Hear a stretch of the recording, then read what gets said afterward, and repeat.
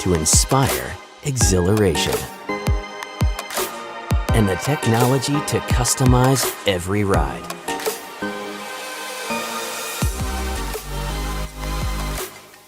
Packaged to create a luxury ride like no other.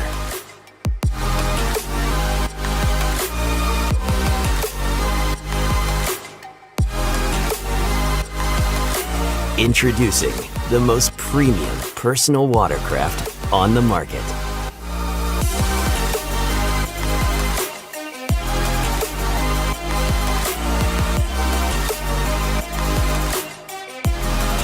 The 2021 FX series from Yamaha.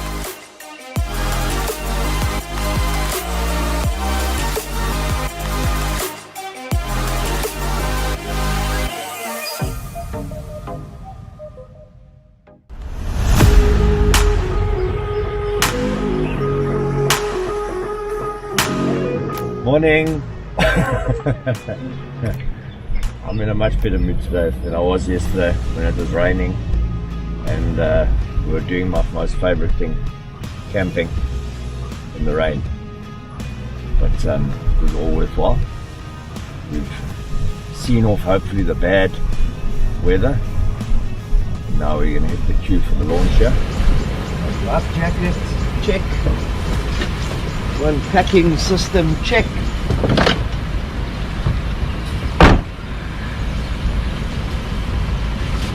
And gloves, check.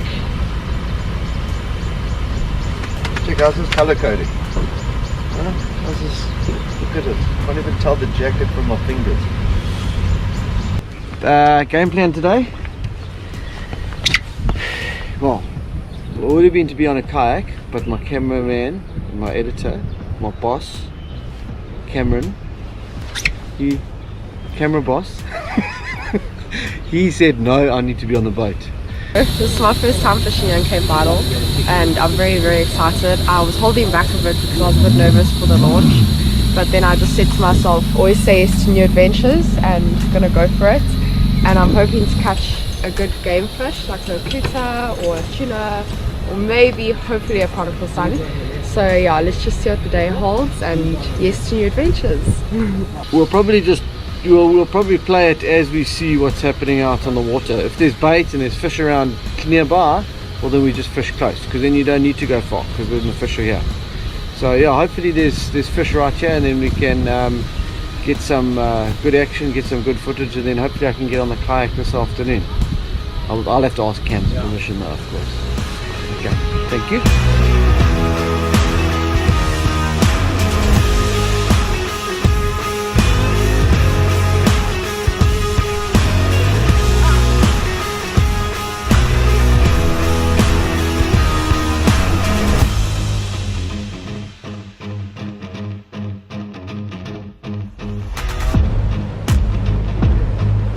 I thought we were gonna go.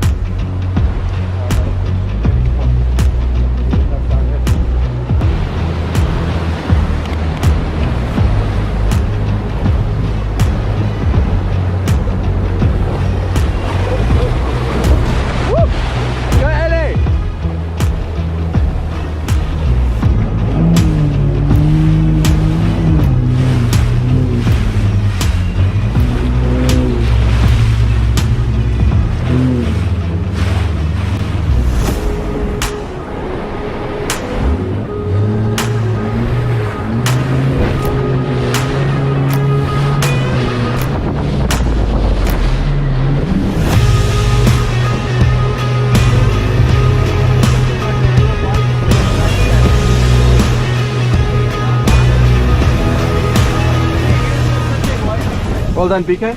Shot, bro. Well done. Shot. Morning, welcome to Cape Vidal. What a cracker, hairy launch.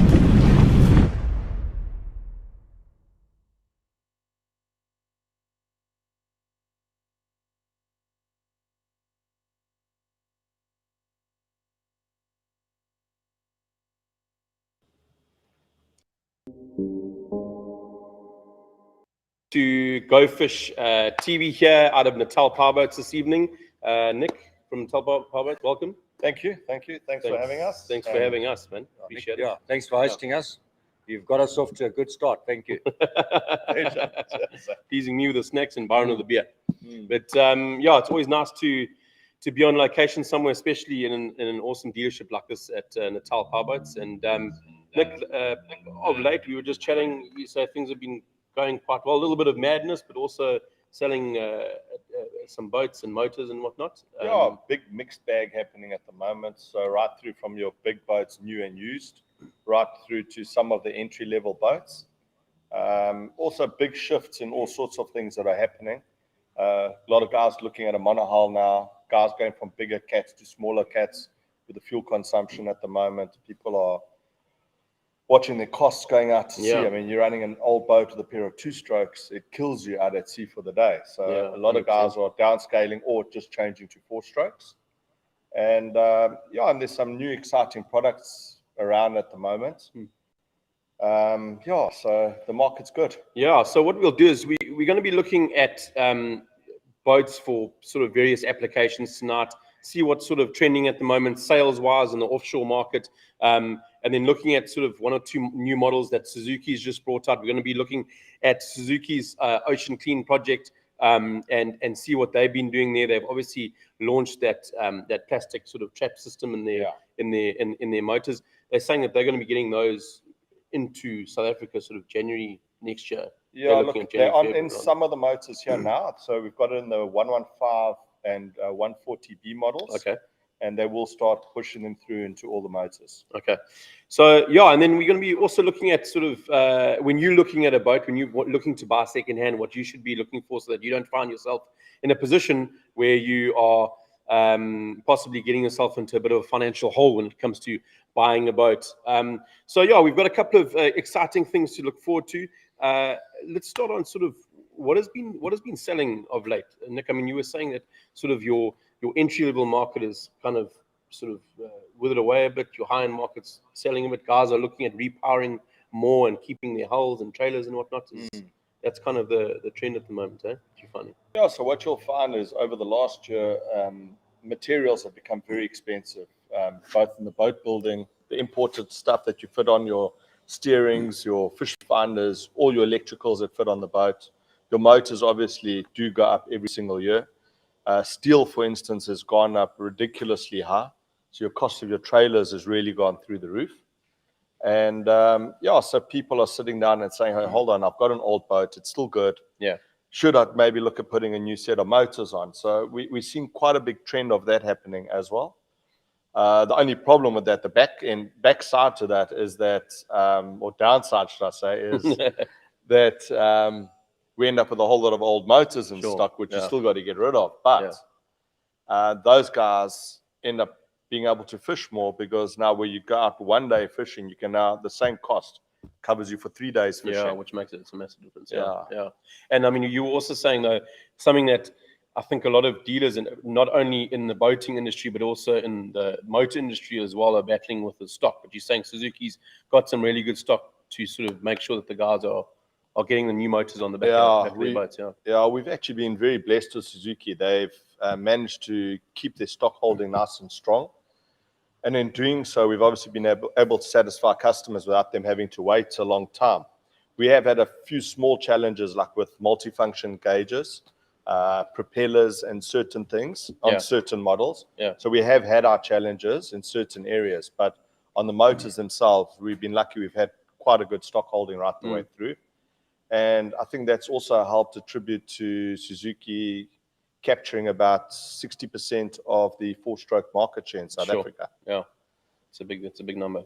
Yeah, I think, I mean, if I look back in my time from fishing, which has sort of been quite a while now, about 40 years. Don't give away your age. Yeah, I know we did that last time. We did that game, we moved on.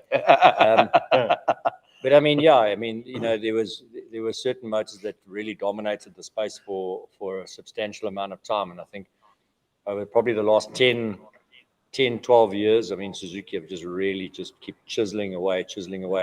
And also understanding the local market, I think, has been a key part of that. Because, you know, the offerings also pair up with the boats that are used in South Africa. I think the majority of boats. So that's also, you know, moved into that space. there's all good products on the market. But I mean, it's to your point. It's about having stock and also service, which you get here at Natal Powerboats. I mean, I've also been to a lot of dealerships, and I think the majority of people you speak to will always say that if you have a good experience if you come here. So it's about service as well, because everyone's got a product, but it's it's how the service is there and the backup that's there that comes behind. I think that's the most important thing. So I think we're also going to just run through some of the boats and just some general sort of maintenance and safety tips around the boats as well. We take a lot of things for granted, and but I think there's a few things that we can do that will also limit some big expenses that could come down the line. If things happen and they're not looked after. I mean, the last thing you'd want is a wheel coming off the trailer. That could easily have been avoided by just checking the bearings before you do a trip, and there's a few simple ways of doing that without having to take it to your dealership to get it done. Making sure your lock nuts are tight, your wheel nuts are tight. Those basic things that guys who are experienced are aware of. But some guys who are just entering the market, may not be. So if some of you guys are watching, I think that'll definitely be paying attention quite, to that. Quite good. Just we'll run through that now. next thing my boat once or twice. He understands. Yeah, well, Lloyd McNeil, he's a classic. He was the first one who asked us if we had checked our bearings before we left for a trip to Mozambique, and he was the first one that we stopped to change his bearings. So, But on Suzuki, and we touch on Suzuki, and I think something that's really, really forward-thinking as a brand from Suzuki themselves, that is quite unheard of when it comes to the other brands on the market. Suzuki is really concerned about the arena in which their outboards play in. So marine, so your ocean and that. And something that they've been running since 2011 is the Ocean Clean project, where they've got over 53 dealers around the world and more than 10,000 people worldwide involved in this Ocean Clean project, where they've obviously incorporated a microplastic collecting device into their actual engines. So while your motors are running, you're actually ridding the ocean of plastic and whatnot and doing your bit. But not only that, Suzuki also went about reducing their plastic print and basically taking since the start of it in 2020, when they put into place, they're reducing plastic with their motors and the delivery of spares, motors, props, all that sort of thing. They've managed to reduce it by 11 tons. So I mean, that's a massive foot in just 2 years. I mean, that's huge. That's massive. So they really are forward thinking in what they're doing. So it's worthwhile supporting the brands that are trying to make our oceans a cleaner place. Are you able to give us a bit more insight into how that sort of microplastic cleaning device works in a nutshell, Nick? I see you getting a little bit like deer in the headlights there, bro. Yeah. But I think the main thing when already a 4-stroke motor in some guys, if you're coming from a 2-stroke to a 4-stroke, the oaks are going, the 2-stroke's so much easier. It's easier to work on. I know what's going to happen if something goes wrong. Now they go to the 4-stroke and you've got electronic components that the guy's going, oh, geez, like, no, something goes wrong, you're in the bush. Then you're adding a microplastic cleaning device. But to this, the oaks are going to go, geez, like, well, now, can this affect the performance of my motor So look, it was one of the things I was worried about as well, because first thing you think of is, hold on, the water's got to come in from the bottom to come cool your motor. Now, suddenly, this trap is going to get blocked. Now, how often do I have to clean it? What happens if it's full? Now I'm running out at sea. Next thing is full. Is my motor going to overheat? I mean, it's a natural thought you go through. But what they've done is you've got the inlet, and then it bypasses to go through to the filter. And then if that filter does get blocked, there's another pipe that goes up. So basically, even if you leave it full, which you shouldn't because it's not the right thing to do. But you just check your filter, say, every 3-4 launches, depending how long you're out for. And then just clean out the filter and put it back in again. So nothing will happen to your motor. Well, that's awesome. Should we get into, I think it's pretty much when oaks are looking at buying second-hand boats, and also if they're looking to go away. I mean, the oaks will learn the application now. So do you want to maybe run through? I mean, we've got this trailer. It's probably a perfect example. You were telling us just the expense-wise on a trailer like this, if something goes wrong. But just like if an oak's in the market for a second-hand and boat and motor and trailer, for him not to be sort of, Okay. sidelined with So expenses? it's actually a tough one because especially for guy entering the market now is that you're a newbie, you've decided, hold on, I want to get a boat now. Whether it's a fishing boat to go out to sea with or go fish in the dam, whatever. It's the principles are all the same. First thing you look at is look at the trailer. What do I have to spend on the trailer? Look at the Get bearings, under the trailer. axle, look at the springs, look at everything there. Look at your hitch. Are there brakes in the trailer? Is it legal for it not to have brakes? Should it have brakes? Then you've got to look at the tires. How old are my tires? Because that's one thing people often overlook is that your tire looks fantastic because it doesn't travel very far. But the problem is, first of all, your boat's sitting on a tire for long durations of time and not being used. So that creates a flat spot. The next thing is your tire starts cracking, getting old.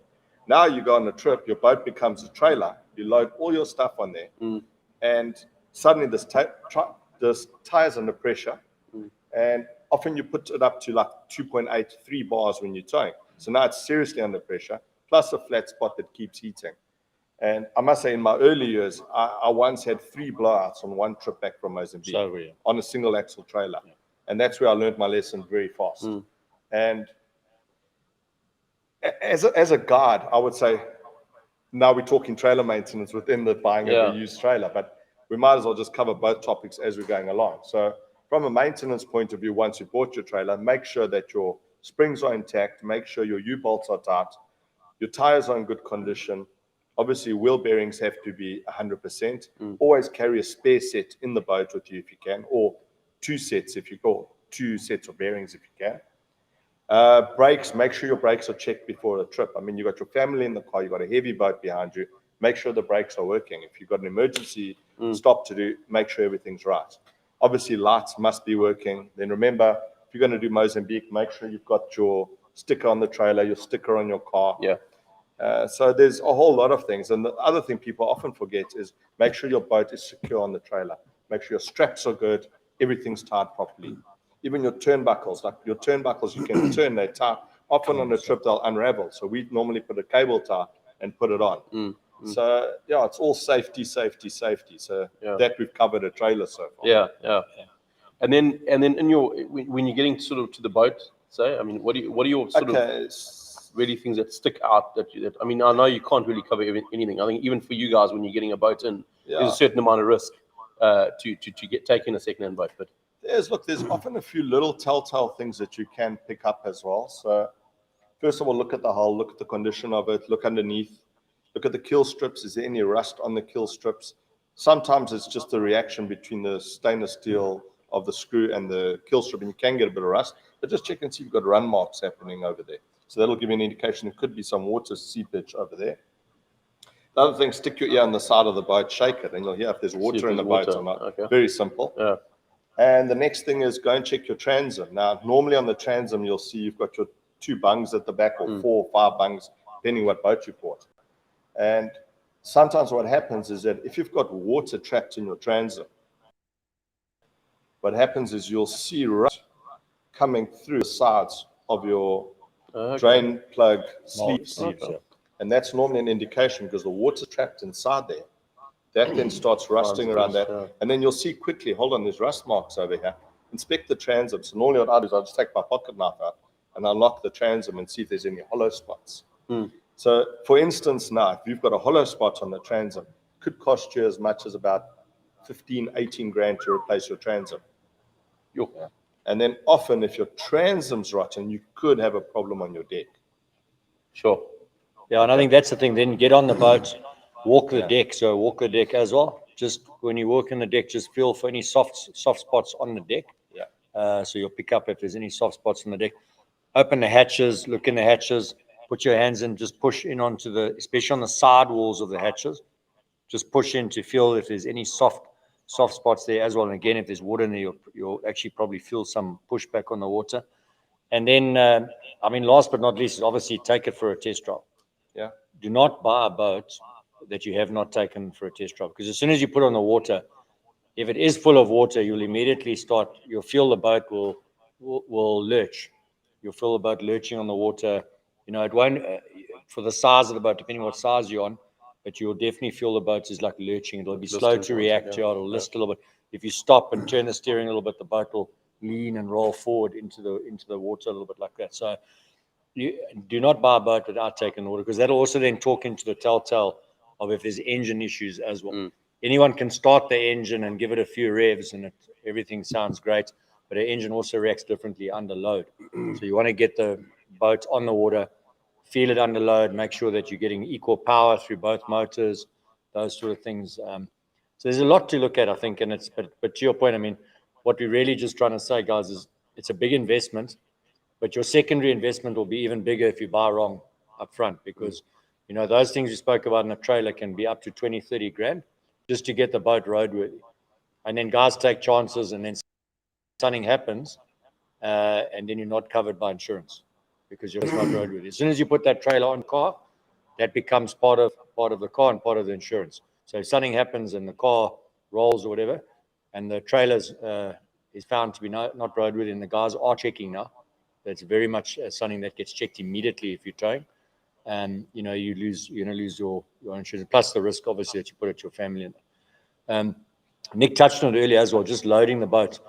Just be wary, and it's something we've learned as well. I've also had in the early days 3 blowouts as well, Mozambique, but we probably had 3.5 tons on the boat. We packed everything on the boat. Fortunate. Yeah, we loaded everything on the boats, and I think that's just key as well. I mean, we take a little bit less now to Mozambique because the places are quite developed now. Back in the day, you took it.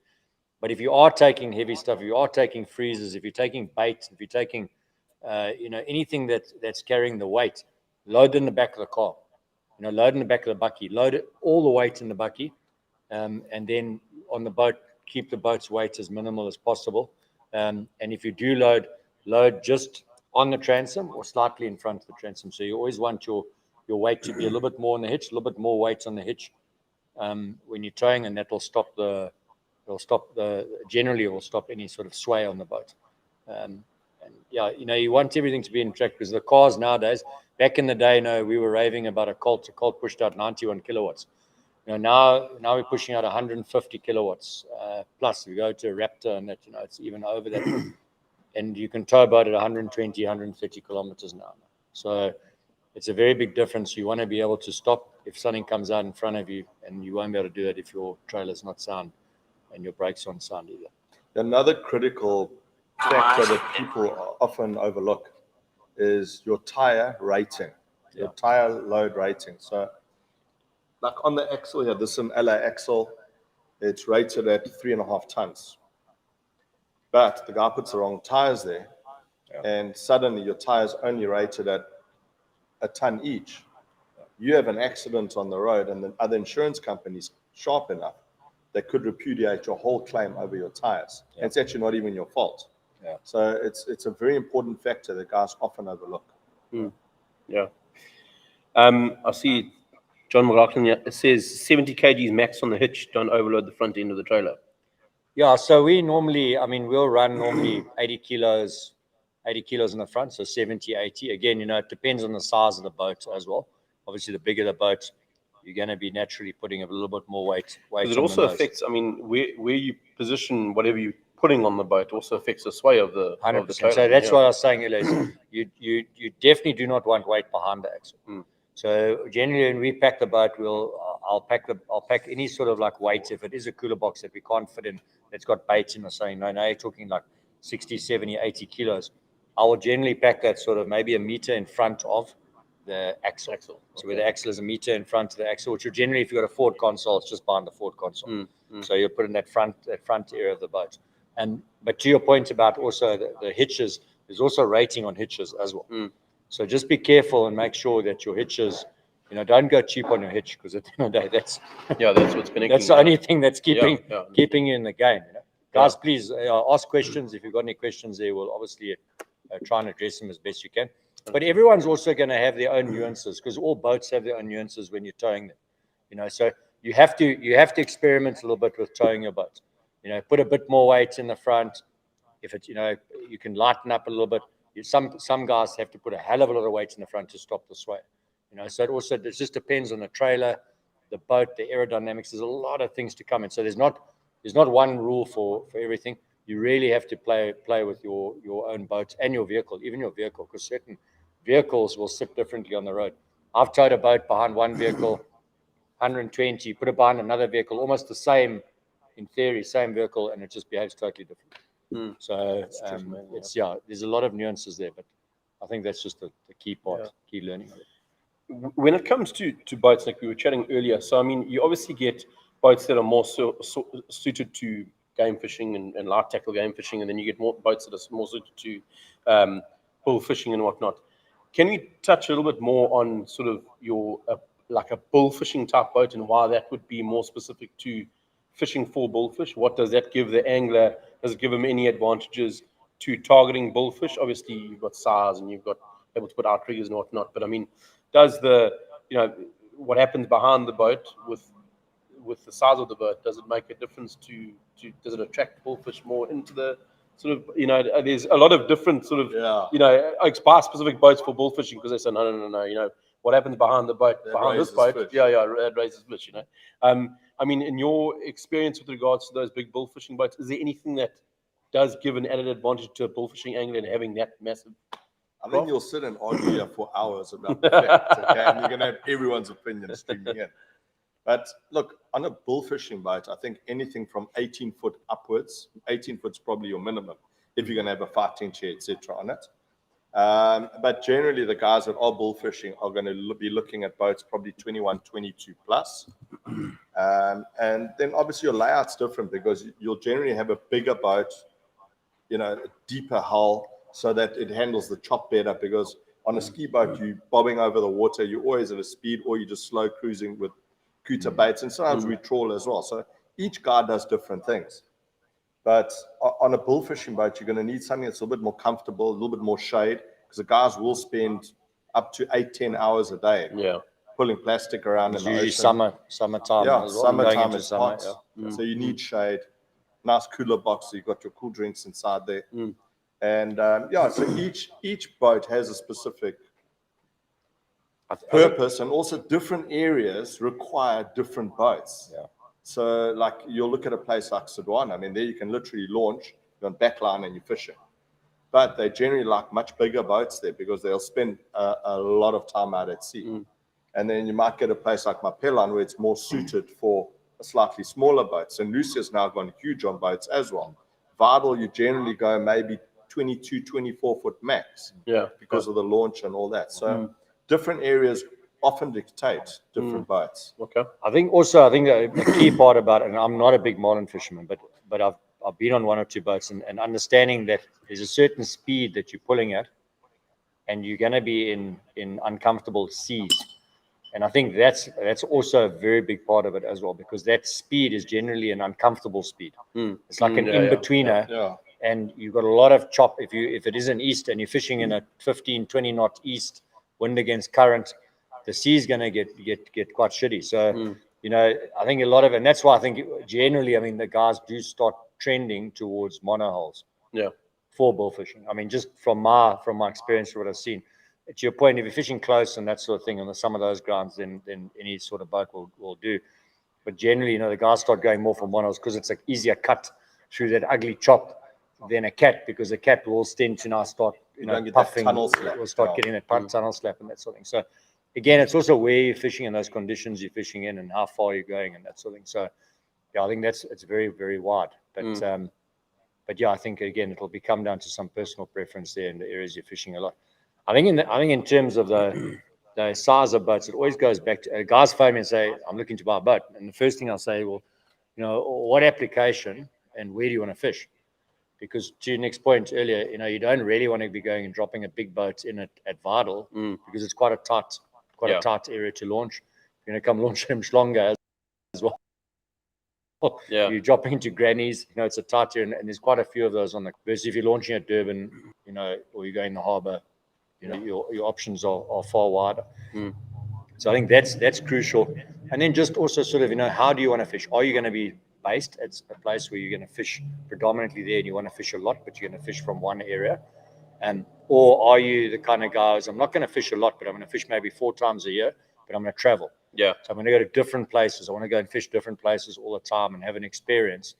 and then you start looking at maybe a smaller boat But easier to that's trailer. easier to trailer, easier to handle, versus the bigger end of the scale. And I mean, the reality is now, I mean, the weather call is so good. I mean, you're very seldom going to get caught in anything unexpectedly. And if you're on a smaller boat, you just fish to the weather. That's all. I mean, so the reality is, I mean, no one really wants to fish in poor weather conditions. So, the advantage of having a 22-foot or 21 or 19-foot over 16 or 17 boat is really negligible, in the way that we're fishing, at the end of the day. So I wouldn't really rate anything on that. It's really about just what is the vacation, and also what's your budget. Yeah, 100%. Yeah. And also, it's 100% a personal choice. I mean, you've got to look at yourself, your family. What do you want to do with the boat? Are you going to want a boat that, like, I've got a 13-year-old and he loves going to the dam as well. So I'm lucky I've got a boat shop so I can take a water skiing boat. But if I had to choose a boat and had to buy a boat now to do everything, I reckon I would have a different view on a Just boat a that I fishing might boat. have now. You see what I'm saying? What do you reckon your pick would be? I mean, there's a lot of guys that are in that situation, because there's a husband and probably the latie that loves to go a bit of offshore, and then you've got the other side of the family, maybe the daughters that like to go tubing. So what would be a good in-between boat that you guys offer here? That You see, it's such a hard thing to say, because now it depends where you launch. Like, I love launching at Tinley Manor, but a monohull is not really ideal for me there. However, if I was launching at Granny's, a monohull would be fine, or out of Durban Ski Boat Club, or I was just doing the dam and maybe Vidal and Mozambique, a mono would work. So it's purely a choice for each person what they do. Like, if you're going to ask me that question, it's hard. Because I'd like one of everything. But I think you just touched on it. I think the key thing here is also around where you're launching, because of the pole. So the pole has brought a whole different dynamic in it, and a pole really lends itself to a cat. So that's another key thing just to keep in mind if you're looking at a boat, is if you are going to be launching in surf where they're pushing with a pole, then I would start. I'm almost 95%, actually 100% saying, you need to get a cat, because the monos, you can launch with them, but there's risk with the pole, because it generally won't run straight. You'll need someone to be sort of running in with a boat to make sure it goes straight. Whereas the cats are true, when they get pushed in with a pole, they stay straight. So that pole has moved a different dynamic. However, if you're going to a beach now where you're launching in surf and there's no pole, then I would start leaning towards a monohull, because a monohull then to handle on the beach and turn with 2 or 3 of you is much easier than obviously a cat. So I think, again, it goes back to just having those sort of conversations about what you actually intend to do with the boat, and then trying to get sort of 80% there with it. And I think a lot of guys, they just make up their mind and then they just go and do it because someone told them at the bar that was a good boat, or they saw a boat coming in one. But really, I mean, talk to the guys in the shops as well, and look for probably the oldest guy. So that'll be Nick here, and The same age, by the way. I don't work at it. Last been tough on that. No, I'm saying, but look for the older guys in the shops and speak to those guys, because those guys have probably seen most of it. So, and take some of their advice. I mean, take it with a pinch of salt. The guy's obviously trying to sell you something, but at the end of the day, still have the conversation and pick his brain a little bit. Ask those sort of questions that we're discussing now around what you're looking at. But an important, and I think that's probably a really important point to touch on with regards to when you are getting into the industry and when you are buying your next boat, whether you've had a boat before and you're buying your next boat, to come to a place like this, and I'm not saying it because the Oak's sitting next to me, but you come to a place like Natal, it's got so many options. So you'll put the person or the family in the right boat. That's a given. But the second most important thing is you're able to put them in contact with the people that are probably fishing the launch site that he's going to be going and fishing at. Say, hey, listen, phone whoever it is at Belito Ski Boat Club and ask them what their sort of views are on the boat. And this is the boat I'm saying that you should get, but get a second opinion from this. Like, he launches there every day. So you're in contact with the right guys, and that combination, you're going to be put on the right craft for you. I mean, that's the important thing. So I think the important thing to end off with this is that you'll be able to put them on the right boat, no matter Yeah. Ah. Look, if we don't have one, at least they'll leave here with the right advice. Yeah, So sometimes we just don't have the right boat. But Yeah. you know, if a person walks inside you, the first thing you do is we've got to ask them a whole lot of questions. Yeah. We're happy to show them a boat. But at the end of the day, we've got to find out what does the individual want. You know, who is it? Is he going with his family? You know, some of the guys will come in and say, no, I want a 6-man boat. And like, yeah, great. You want to take 6 of your mates or is it 6 of your family? Yeah. No, I want to take my mates with me. And the thing is you're not really, you don't have to buy a boat for your mates. You got to buy it for what you need. You got to look at your vehicle. You got to look at your family. You got to look at your budget. All your mates There's no paying for use fuel buying, as well. yeah, it's no use buying a boat with a pair of, even if it's 154 strokes. Yeah. It's still a heavy rig to tow. It's a heavy rig to handle. And sometimes guys go and buy the wrong thing and then they stop using it. They do 2-3 goes at it and Comes hard work. this is too much admin. Yeah. And then you'll get guys that have started small, gone big, And then come and back. then they've come back down again. Yeah. And, you know, so it's really a difficult one. Yeah. I'd say if you guys are looking to buy a boat, try pop in here or to another boat dealer and have a chat to the guys and find out more. Do a whole lot of research before you just jump in and just buy a boat. I'm not saying you're not going to buy a good boat privately or anything like that. You may find a deal, but you just don't want to go make a mistake because let's say you hypothetically you find this boat online or on an ad somewhere and you go and buy it and next thing it's a lemon. And before you know it, that 100 grander has now become a 200 grand. Yeah. And then you can't get rid of it either because obviously there's other people who've watched the show now and will be doing all the checks that we've just So unlucky for those who've got the lemon at the moment. So we've got 2 more things to touch on. We want to touch on the new motors that are coming in, and I think the next thing we can go into is one of the guys has mentioned here, Stanton Arumagam, on the Raptor 660. He wants to see the Raptor 660. He says it's a brilliant boat. Ask him to go look in his driveway. Well, there you go. That's why he says it's a great boat, Nick. So he's obviously bought it from Natal Powerboats, yeah. But he's obviously got a good eye to see the one behind us here. So I think maybe we can give it a bit of a run through. BK, Yeah, we'll take a walk through now. Yeah. So I think let's just get us up and running. Yeah. While you get linked up there, do you want to chat to us a little bit about the new motors that are coming out or that have come out, Nick? Okay, so the B models, that's the new generation that's come out on the 115 and 140 now. So that's obviously got the plastic filter system, and they've done a couple of other little mods to the motor just to improve on it. The basic block itself is almost the same block that's been around for, I think it's 16 years. Okay. So that block's already proven. Yeah.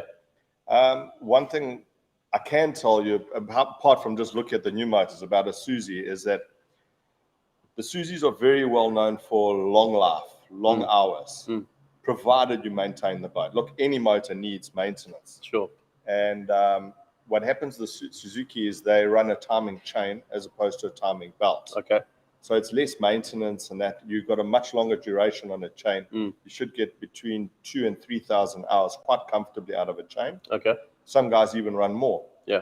And we've pushed big hours on the motor. So we've reached 4,000, 5,000, 6,000, 7,000 hours on some of the engine. Sure. Other guys have reached up to 15,000 hours, not here in Durban that we've dealt with, but in other areas where they're using them as everyday transport and work boats. And often guys are looking at a motor and say, oh, hold on, this thing's done 700 hours. It's actually nothing. Yeah. It's just running. It's like saying you're buying a Land Cruiser with 30,000 Ks on the clock. Yeah. It's still fresh. Yeah. And just on that chain system, is it the same as a vehicle? Would you only change it when it's sort of giving you 100%. issues or making a bit of a noise? Exactly. Okay. All right. So once she starts getting a bit noisy, then you'll know it's time to give her a change. Okay. Well, it's interesting to find out. So, guys, if you're in the market for a new motors, new boat, or you're looking to repower your old boat, come down to Natal Powerboats. Suzuki currently has around the 60% market share on outboard motors at the moment. So that is a figure that you can't argue with. And Natal Powerboats can definitely put you get the right motors behind you. But for now, Nick's I think you're gonna join BK for a bit of a walk around of the Raptor. Okay. Cool. So you're overworking you out, bro. Yeah, a little bit.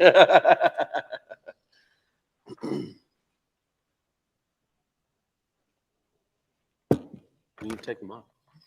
Okay, there we go. Okay, so I mean, this is a boat that's come in, and the first thing we spoke about was just the hitch. So obviously, you're going to check out your hitch, and the snap-on hitch is probably one of the best hitches I've had for some time that I've experienced. I've had it on my Tomcat for probably about 6, 7, probably actually more, about 8, 9 years now, and that just needs a little bit of grease. And that gets looked after. So she's just come in today. Yeah, she's coming today, so there's a bit of work to be done. Yeah, and that's the hydraulic. The reservoir's actually broken, so it's coming to get that sorted out as well before she goes up to Mozambique. So generally, you've got your hydraulics, which runs out the reservoir.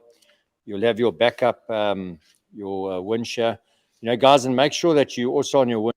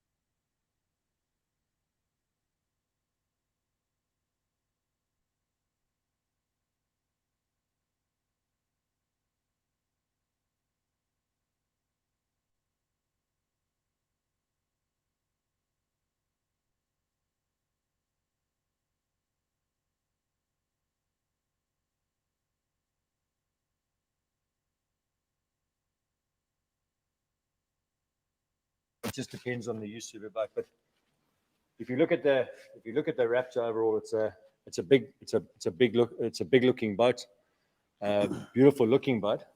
And a lot of the times, guys look at a big boat like and say, "Oh my lord, we have to put 200s on here, two 200s." But this boat's ultra light, and Nick didn't touch on it earlier, but the materials that are being used in the boats now are so much lighter than what they were even 5 years ago, 10 years ago, that you can now run this boat, and this boat's been running for some time in Plet. It's got 2 100s on it, and it planes on one motor. So, you know, you don't need to go and power up with massive motors, especially with, you know, the cost of fuel today. So 2 100s are more than enough. And again, weather-wise, you know, guys, we really don't need to be having motors that we need one motor to push the boat. You know, at the end of the day, we know when the weather's coming. If one motor does go down, you can easily get back trawling at 10 k's an hour, some Plastico. It's a good excuse to stay on the water for a couple of hours. Now, so again, just checking tires, and you know, just check your wheel nuts before you're traveling, and then just to check your bearings, just jack up the boat. Very simple test. Spin the wheel, make sure it's spinning smooth, and just grab each side of the wheel and just feel if there's any lateral play. So just feel if there's lateral play on the wheel. If you're feeling any lateral play on the wheel, then just get them checked. It can sometimes just be that the crown nut needs to be tightened slightly, but rather just get it checked in. Get it checked. Yeah, and obviously if there's any grinding, then that's definitely, then it's time to go in. Just going to get up there. Take this with you. Got a ladder. Yeah, that's rich from you. Yeah, that's very rich. Yeah, so this boat, this was one of the earlier boats that came out. So the back well was quite a big area, because back in the day the 4-strokes were double the size, so the engine on block had to be left to come in, and now you can literally see now how much smaller the 4-strokes are in terms of the space in the well. So the newer models now have pushed right back, so there's about an extra foot of deck space at the back here that comes on. So the whole false transom has shifted back with these smaller 4-strokes now. So, but even so, even with that, you can see the deck room on this boat is amazing. So you've got like about 1.5 meters here, just of space around the back here. So for game fishing to move around here, comfortable here. You got your bum box, and it's been thought out quite nicely. So quality T-top, also slides up and down, so it's easy to drop. Just got pins, goes up easy, comes down easy. I felt the ones that were done on the boat, on another boat I got on, there's very little rattle and play on the boat, and then goes through up to the front here, and there's just tons of storage on this boat. So you can access here. This is a great idea. Here you can access to get into all your wiring inside the yeah. So normally I break my back to get into mine, to use the wiring, but you can get right in here, so you can access everything easily. Get your third battery in there, and there's storage here. There's tons of storage in the front here, and then there's an anchor up top there as well. Seats up the front. So really a well thought out boat. Also some more changes that have been made is just on the hatches. Hatches have moved back as well. So we've got the bigger fish hatches now. The fuel's out. So the fuel set back in these hatches. Fish hatches in the front. So the fuel is now moved to the front. These have become the fish hatches, and roll back here. You got your pumps in here as well. So that's flooding. That's been taken out as an option. So you can still keep that, or you can bring your fish hatch back bigger, take your fish hatch down, and you can run your fuel tanks in the front there. But nice high gunnels, so for drop shotting and jigging. Right. Really good boat. A lot of space, and as we said, it's light. It runs on the 200 Suzukis, no problem, and it planes on one motor. Just a little bit of maintenance then on the engine side. You can see these engines are very clean. I think they're about 4 years or 5 years old. Nick was telling me. Key thing, guys, on 4-strokes is a water trap. So you've got to have that water trap there. There's a little ring, for those of you who maybe don't know. There's a little red ring at the bottom. If you see that ring start floating, just put a cup underneath and drain that water out so that ring sinks back to the bottom underneath. From a maintenance point of view, on your motor, you want to check oil. So that little yellow there, check your dipstick on the oil. Don't overfill it. Keep it in the middle tier. There's 2 little holes there. Just keep it in between there, and you can fill your motor, your oil on the top. And guys, put quality oil in as well, because at the end of the day, to skimp 100 Rand on oil on a 150,000 Rand motor just doesn't make sense. So that's one of the key aspects of looking after the motor. And one of the biggest things is even more important is your gearbox oil. So let me just get down here quickly.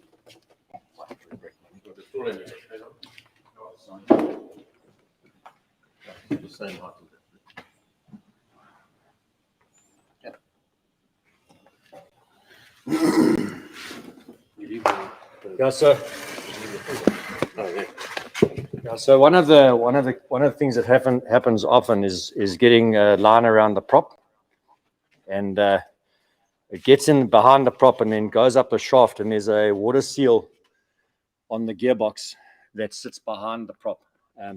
So the first thing key is, even if you've got line and you've cut it off, is to just take the prop off, and make sure that you clear the line off of the drive shaft. And when you put the prop back on, just make sure you grease up on the shaft, and then also don't over tighten the crown nut. It just needs to be locked on and come back a quarter turn, and then put the split ring in. So you don't have to over tighten it.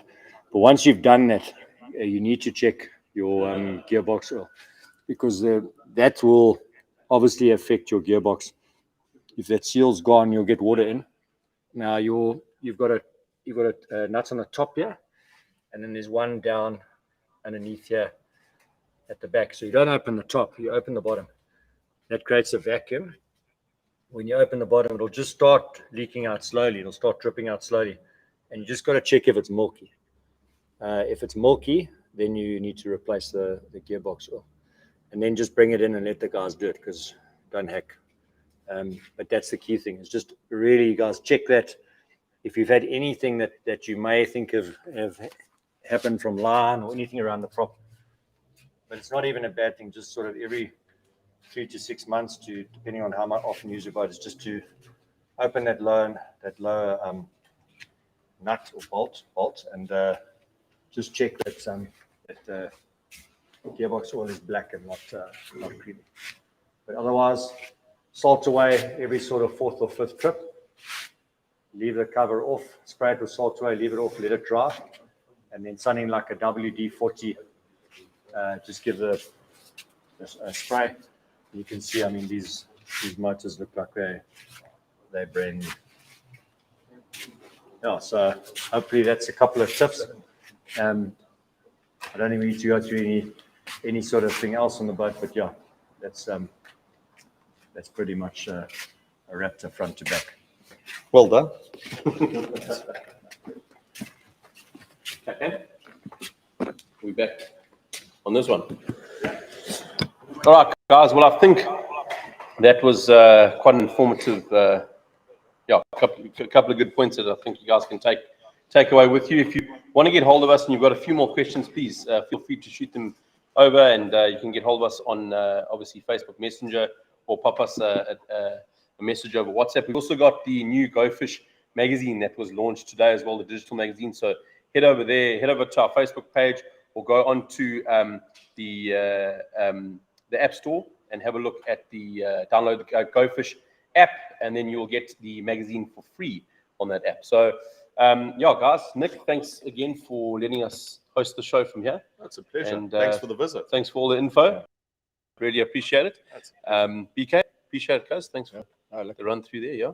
So hopefully we'll get some live streaming going this weekend on the boat. So get some fish. We tried the other morning, but then by the time we found the fish, we were out of range. So we gave the guys a teaser in the morning. The sea was beautiful and flat, but we got some nice fish. But yeah, we'll hopefully be a little bit closer this weekend. So we'll get some live streaming going. Yeah, and guys, send through your photos and videos and whatnot, and we can include them into our Go Fish weekly wrap-ups that we do every 2 weeks. And guys, till next time. Thanks very much for tuning in, and make sure you download the magazine. We'll check you next time. Thanks. Sure, guys. Good night. Cheers. Thanks. Cheers.